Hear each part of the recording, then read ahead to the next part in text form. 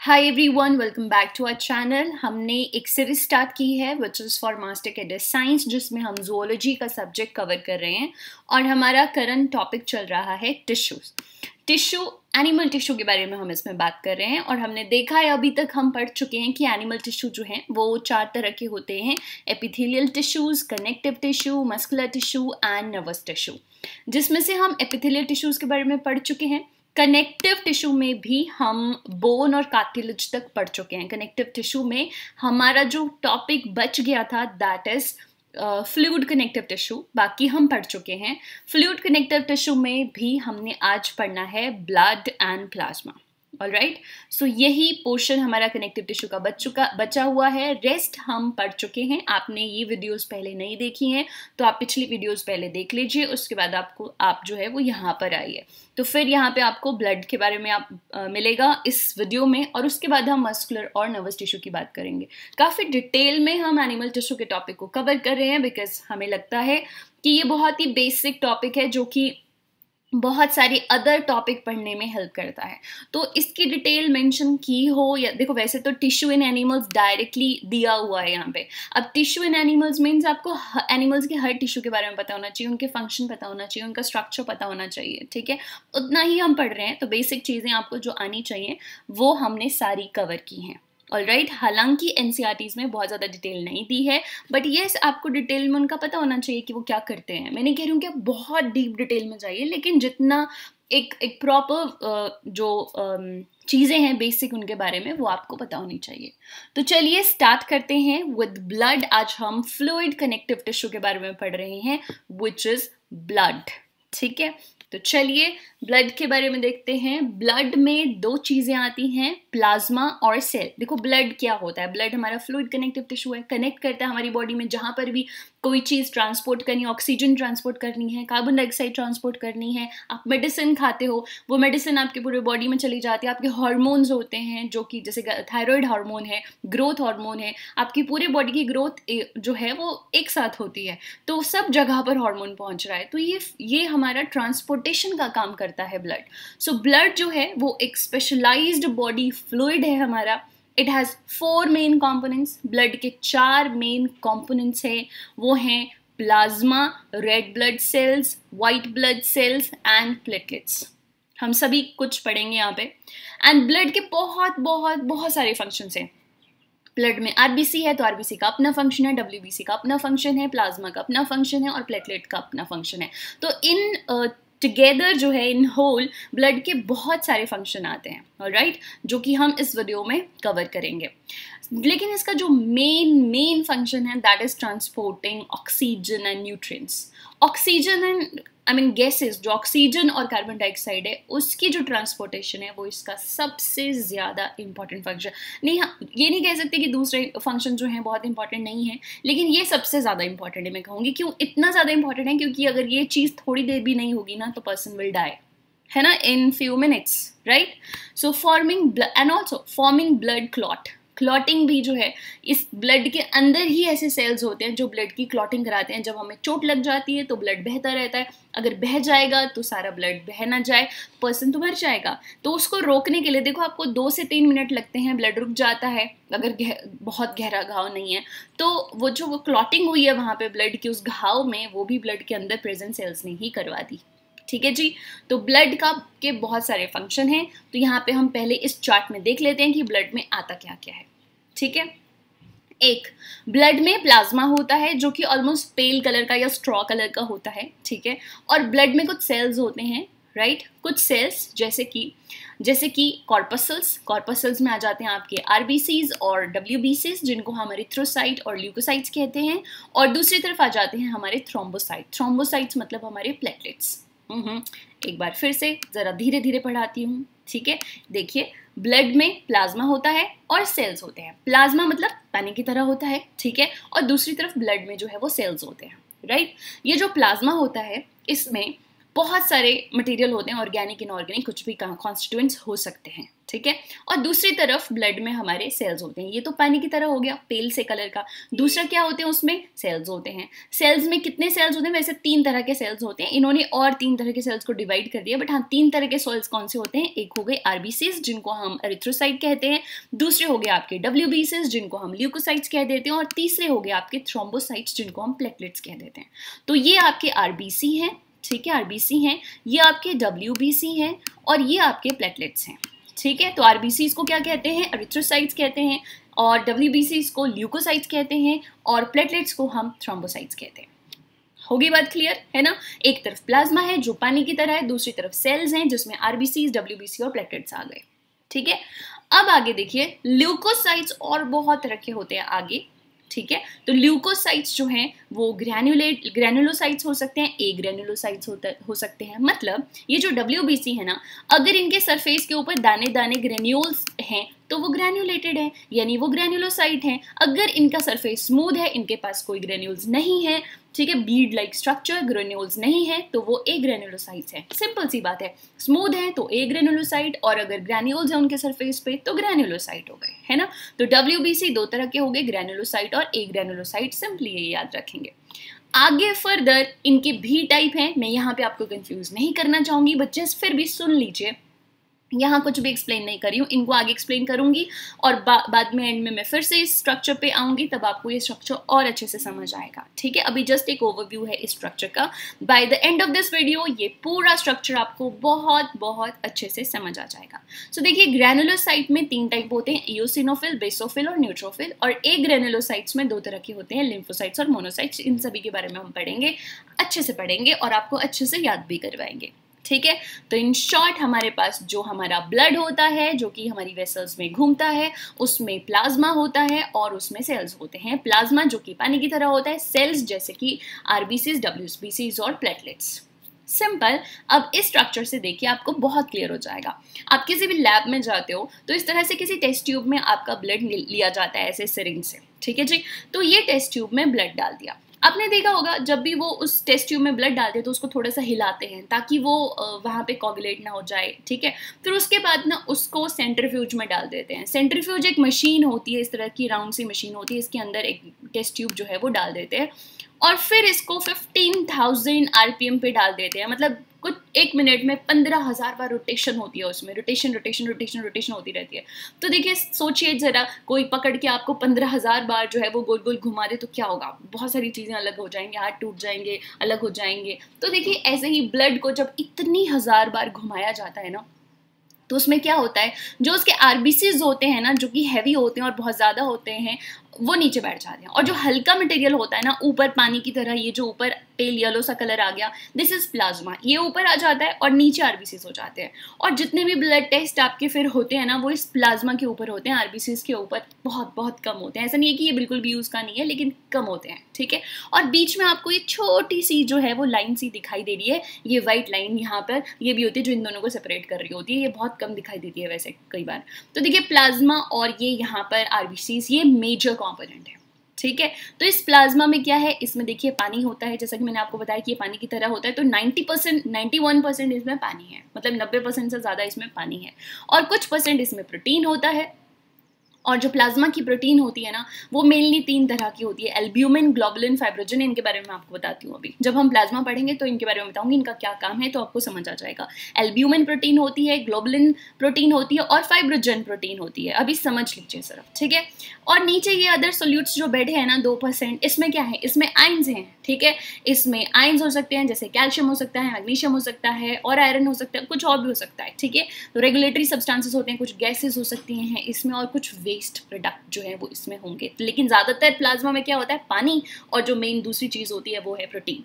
और नीचे देखिए, नीचे जो है, जो ये वाइट सा मैं आपको लाइन बता रही हूँ बीच में, ये जो वाइट सी लाइन आती है, ये प्लेटलेट्स होते हैं, दीज आर प्लेटलेट्स, ठीक है। और जो नीचे बैठ जाती है ना, ये जो लाल रंग का नीचे है, these are red blood cells, जिसको हम आरबीसीज कहते हैं, ठीक है। नीचे आरबीसीज आ जाते हैं।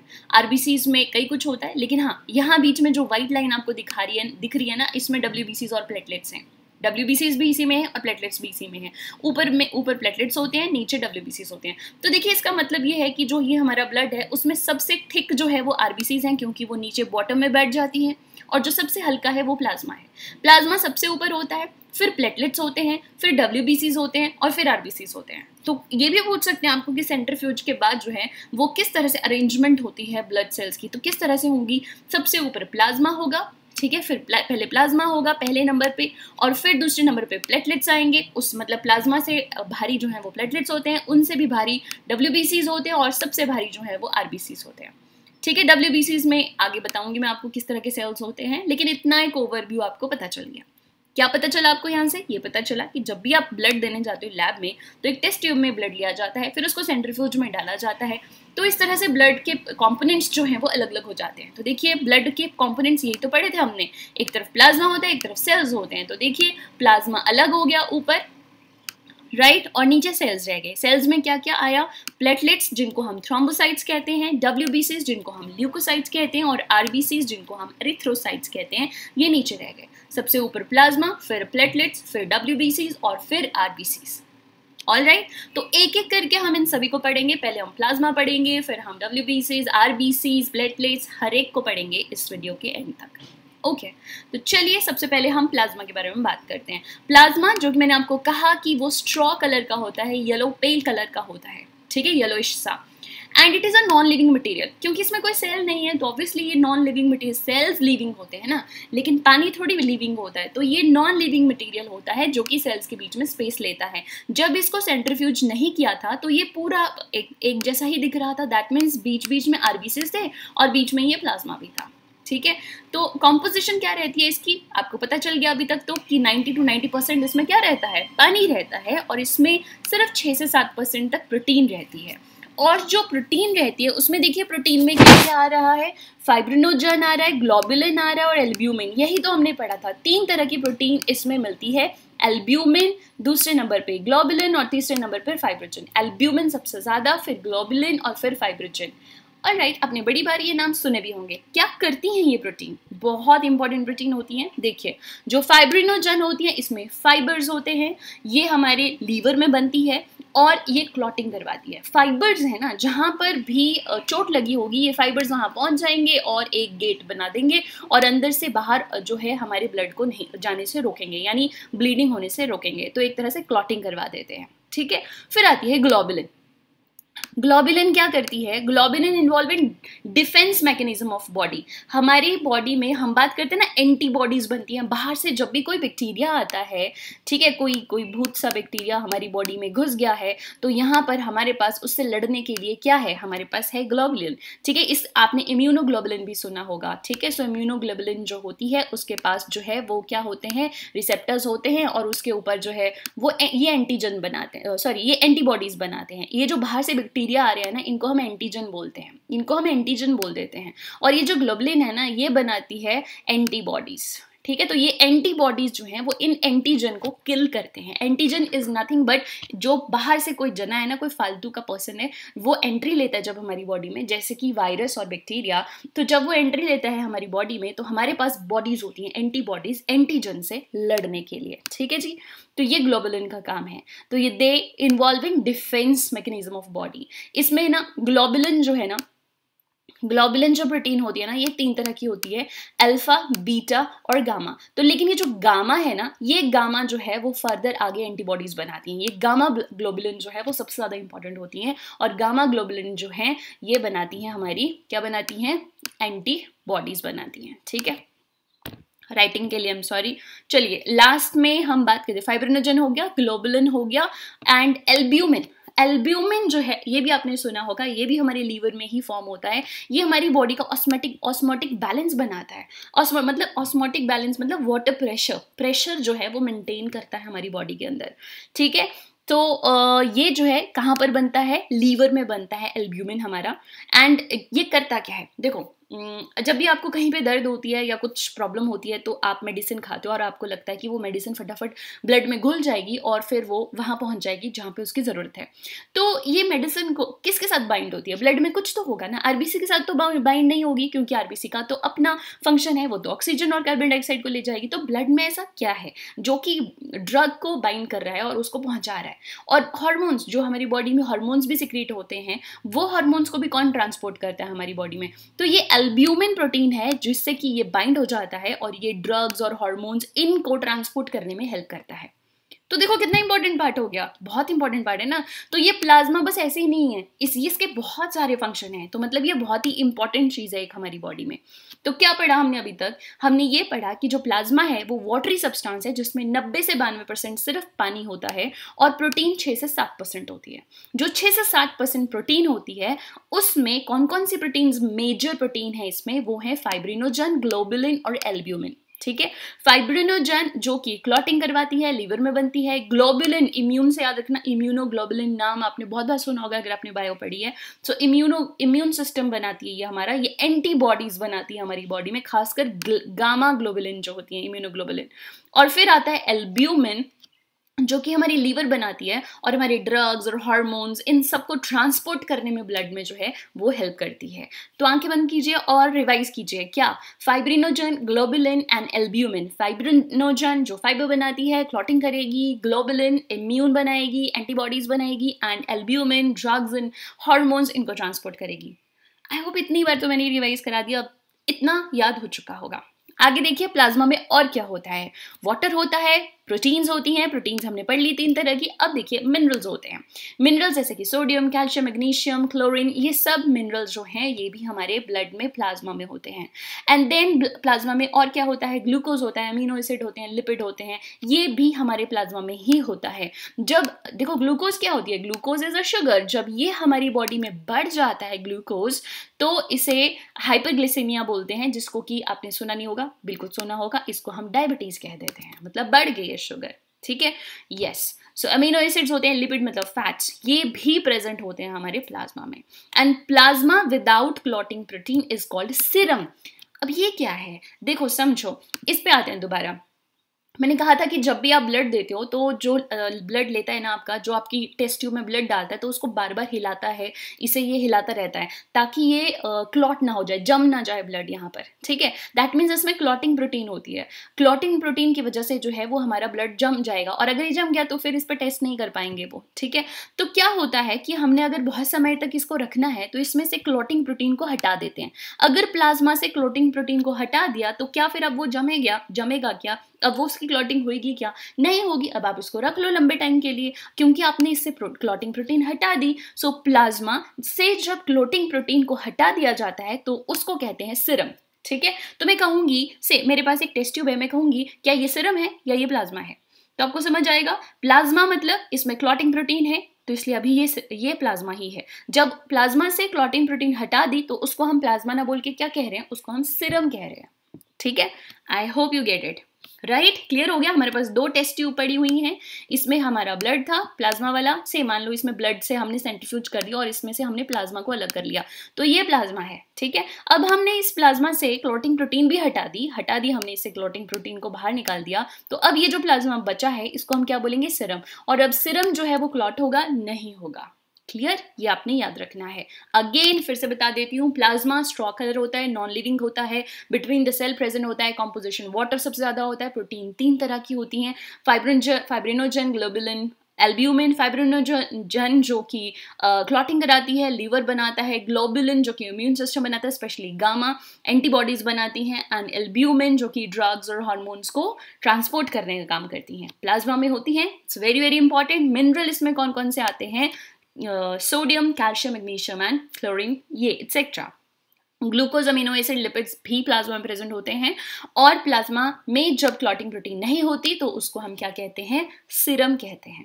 तो ये हो गया प्लाज्मा। दोबारा जाते हैं स्ट्रक्चर के ऊपर। प्लाज्मा पढ़ लिया, ऑर्गेनिक इनऑर्गेनिक सब्सटेंसेस पढ़ लिए, प्रोटीन हो गया, इनऑर्गेनिक में देख लिया आपने, कैल्शियम, मैग्नीशियम, क्लोरीन, ये सब होता है यहाँ पे। ठीक है, चलिए अब हम सेल्स पे आते हैं और हम एरिथ्रोसाइट, ल्यूकोसाइट और थ्रोम्बोसाइट के बारे में पढ़ेंगे, यानी हम आरबीसीज, डब्ल्यूबीसी और प्लेटलेट्स के बारे में पढ़ेंगे। ठीक है, तो चलिए हम प्लाज्मा के बारे में पढ़ चुके हैं, अब हम पढ़ेंगे एरिथ्रोसाइट्स यानी आरबीसीज के बारे में, जो ब्लड में सेल्स प्रेजेंट होते हैं। वाटरी मटेरियल तो पढ़ लिया हमने, तो ये इतनी बड़ी स्लाइड देख के परेशान नहीं होना है, ये आपको बिल्कुल अभी के अभी समझ आने वाला है।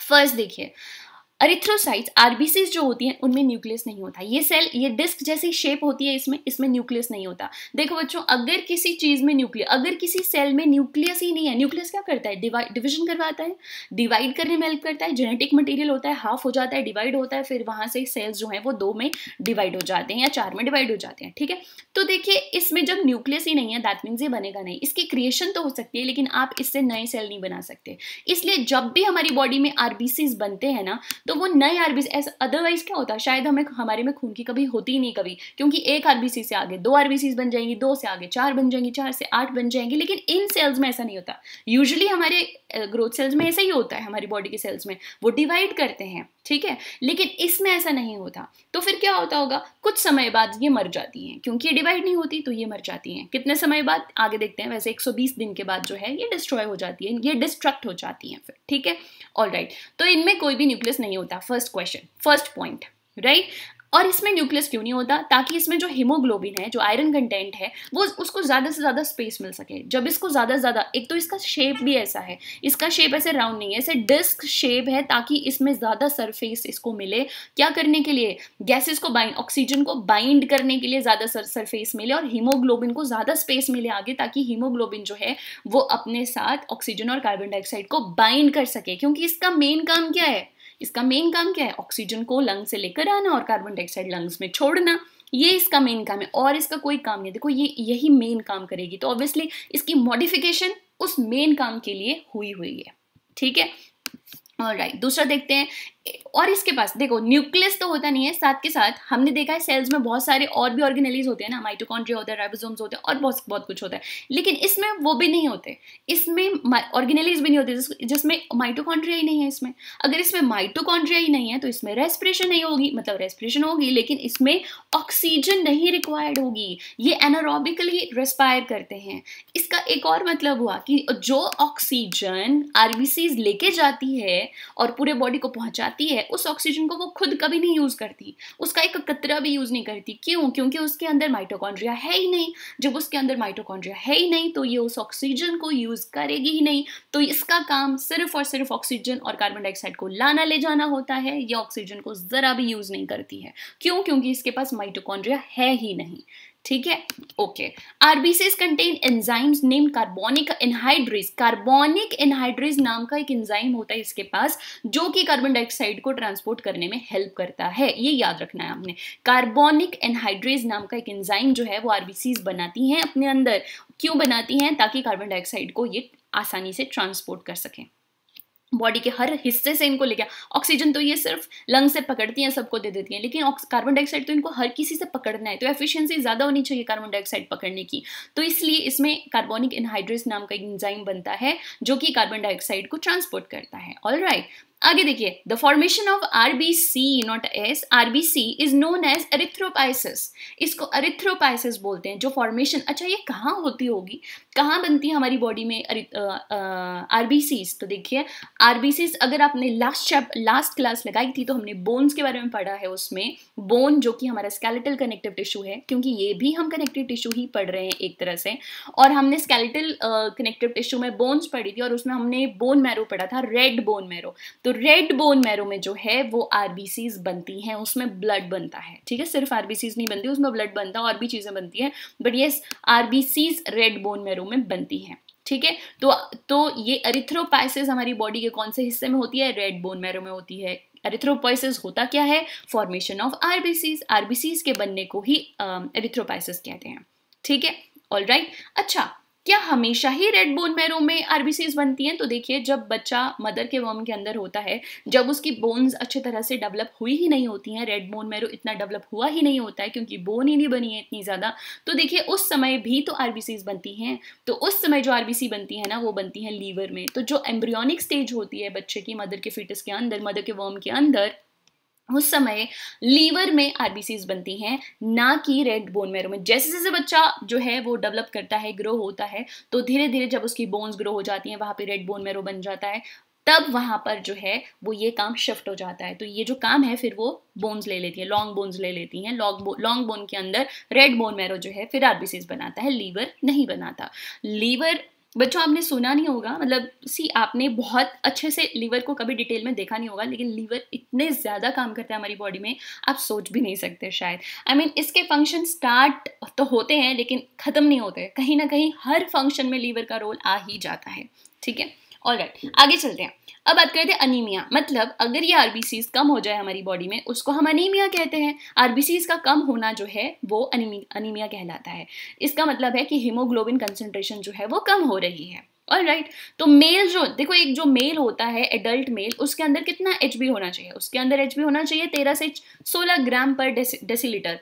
ग्राम डेसीलीटर होता है, याद रखना, ग्राम डेसीलीटर। ये जो हम कहते हैं ना मेरा एचबी 13 है, 14 है, 15 है, 16 है, ये क्या होता है? ग्राम पर डेसीलीटर होता है। सो एक मेल में जो हीमोग्लोबिन होता है that is 13 to 16 gram decilitre, और एक फीमेल में जो है वो 11 से 13 ग्राम डेसीलीटर होता है। इससे कम जो है वो अनीमिया होता है फिर। ठीक है, और मोस्ट कॉमन अनीमिया जो होता है, यानी ये जो अनीमिया होता है कि खून की कमी होना, ये सबसे ज्यादा किसके कारण होती है? आयरन की डेफिशिएंसी के कारण।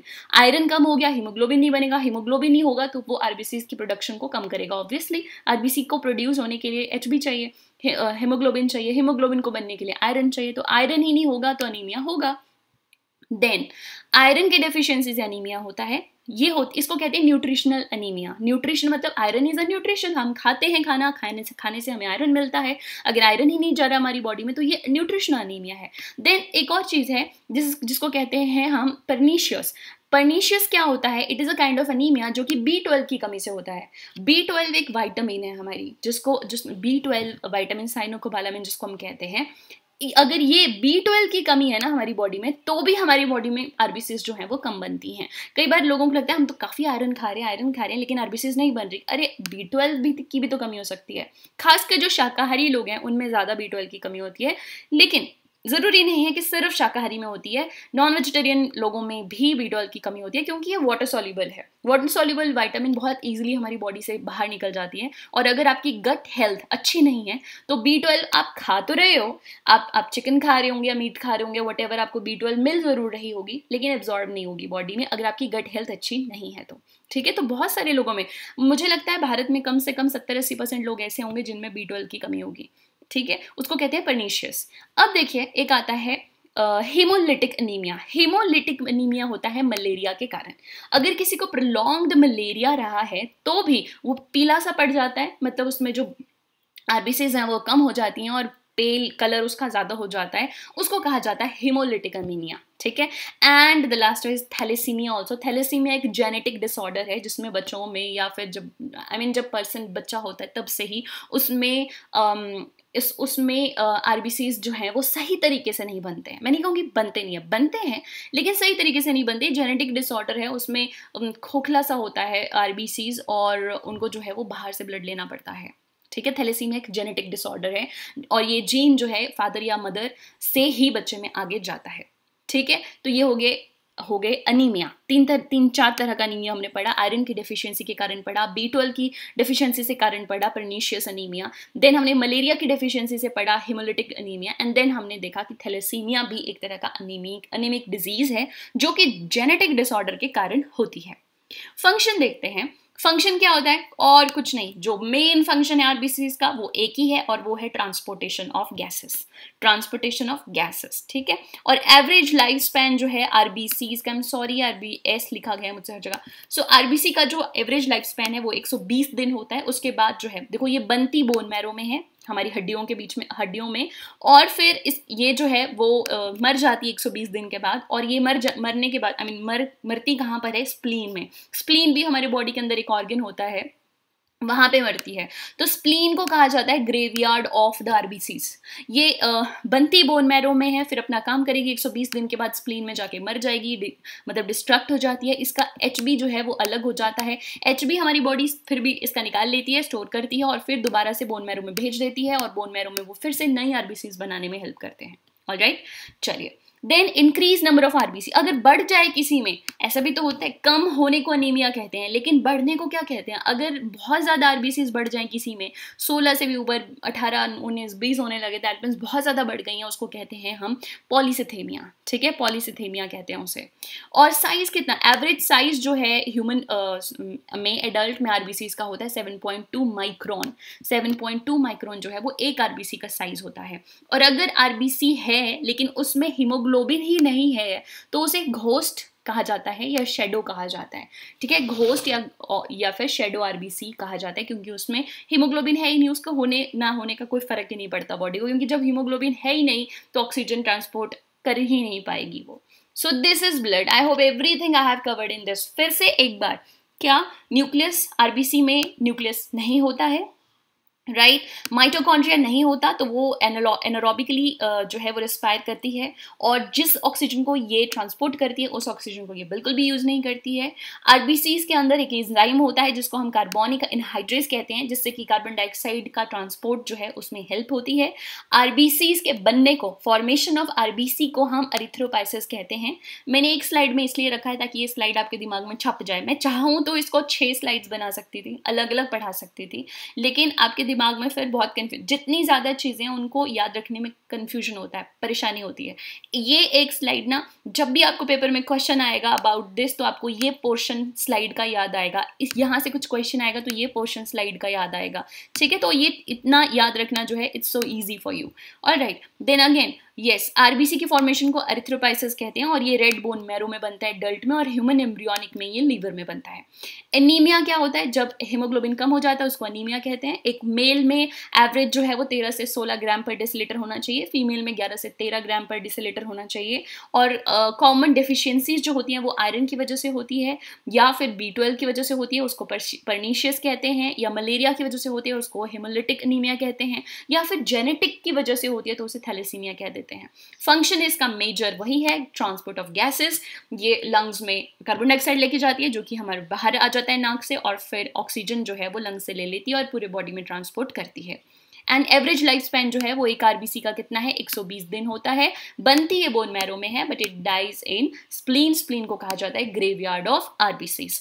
इसका जो अगर ये बहुत बढ़ जाए नंबर में तो इसको पॉलीसिथेमिया कहते हैं, और इसका जो एवरेज साइज होता है वो 7.2 माइक्रोन होता है। और आरबीसी जो है ये, अगर इसमें कोई भी एचबी ना हो तो उसे घोस्ट आरबीसी या फिर शेडो आरबीसी कहा जाता है, जिसका कोई यूसेज नहीं है हमारी बॉडी में। तो देखिए, ब्लड का बहुत बड़ा हिस्सा हमने पढ़ा है। मैं नहीं चाहती हूँ कि मैं बहुत सारी इन्फॉर्मेशन से आपका दिमाग भर दूँ, ठीक है, और आपको फिर वो याद करने में परेशानी हो। तो आज हमने ब्लड का कौन सा पोर्शन पढ़ा? हमने प्लाज्मा पढ़ लिया जिसमें हमने काफ़ी सारी चीज़ें पढ़ी। देन हमने सेल पढ़ा, सेल में हमने एरिथ्रोसाइट्स पढ़ लिए, ठीक है। अब बचा क्या? ल्यूकोसाइट यानी WBC, और फिर बचा प्लेटलेट्स, ठीक है। और WBC ना बहुत तरह की होती हैं, ये जो देखो इतनी सारी तरह की नीचे। तो मैंने ऑलरेडी आपको आरबीसी और प्लाज्मा के बहुत सारे फंक्शंस बताए हैं, आज आपने वो याद करने हैं। आप इस वीडियो को रिवाइज करके अगेन एंड अगेन फिर से देख सकते हो। नेक्स्ट वीडियो में मैं जो है वो आपको WBC और प्लेटलेट्स के बारे में पढ़ाऊंगी, सो दैट अच्छे से वो इन्फॉर्मेशन भी आपके दिमाग में रहे। ऑलराइट, आई होप आपको इन्फॉर्मेटिव लग रही हैं videos. Please do write to me कि आपको वीडियोस इन्फॉर्मेटिव लग रही हैं और आपको इस तरह की और वीडियोस चाहिए। Thank you so much. I will see you in next.